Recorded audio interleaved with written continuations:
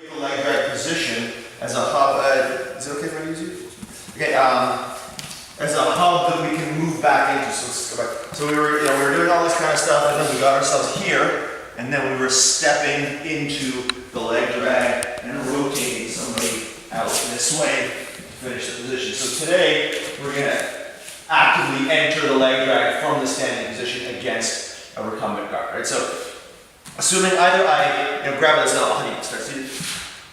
Maybe I wasn't able to ever get this grip. I never got this response, right? So if I'm facing that scenario, can't quite get where I want, I can come down and grab both ankles, right? You notice I'm squatting, I'm not bending, I'm not lifting like this, I'm not breaking my own posture, right? In the gi, this is fatal, because if he grabs my collar, he can yank me forward. But even in no gi, if he's got a bit of wrestling, he'll snap me down, maybe come up, like, there's all kinds of bad things that can happen. So I want to make sure that I'm coming down this way, keeping my posture aligned when I do this. I'm basically bringing myself into a deadlift position. I'm going to yank his legs out from under. So that's if you want to put someone on their back. However, a lot of people just play guard this way. They just go on their back, they keep their knees really tucked in, they shell up. Alright, so either way, we've ended up here.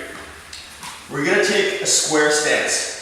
You can go with the staggered stance, but the problem with that is, like, there's really only one direction you're going to be able to pass. And our whole mission here is to use a lot of direction changes to draw a response. Like we mentioned yesterday, we want to be able to create a predictable response from our partner, time that response, and then pass their guard retention movement rather than trying to pass their guard. So we're keeping our distance. In the gi, this has the added benefit of kind of negating the spider guard, which is one of the hardest guards to pass. If you get in here and you start making grips, they lasso you up, they spider you. So keeping this distance back here and controlling at the ankles kind of prevents them from being able to do that. The way we want to make our grip is we're going to make this kind of Y or V shape and come down on the ankle. We do not want to grip from the side. Hopefully it's obvious why, but I'll explain it anyway. You know how to egg meter your legs? That's why. My thumb is not going to contain the power of his legs. The frames of my forearms will contain that relatively easily. And I'm not using a tremendous amount of grip here. I'm not trying to like squeeze. I'm just resting here. The other thing that's important is, again, just like before where I was pulling the legs up, I'm not hanging my weight over him. I can be imbalanced very easily.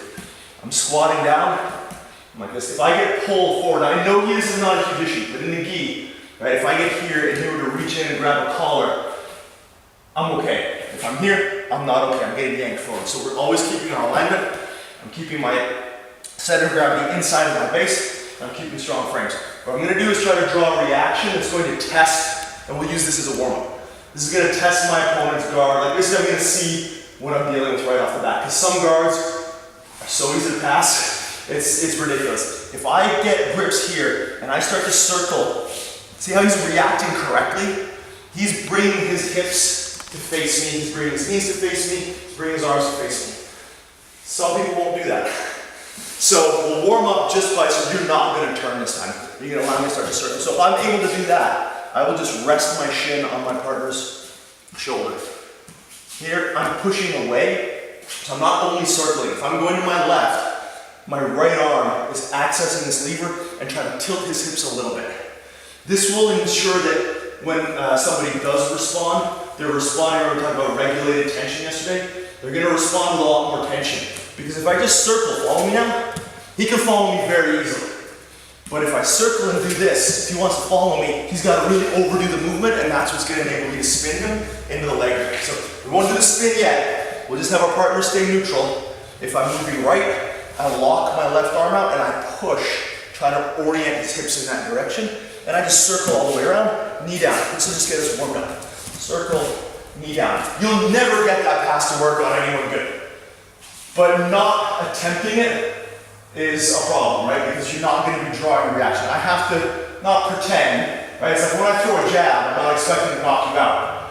But I can't pretend to throw a jab. I have to actually throw it to draw the response that's going to enable me to hit my right cross or my left, whatever. So that's what we're doing. We're attempting to do this initial pass. It should never work. But if you can't do the initial part, you won't be able to set up a leg drag. Does that make sense? So just right, left, 5 or 10, switch, and then we'll move on. But I got it? All right.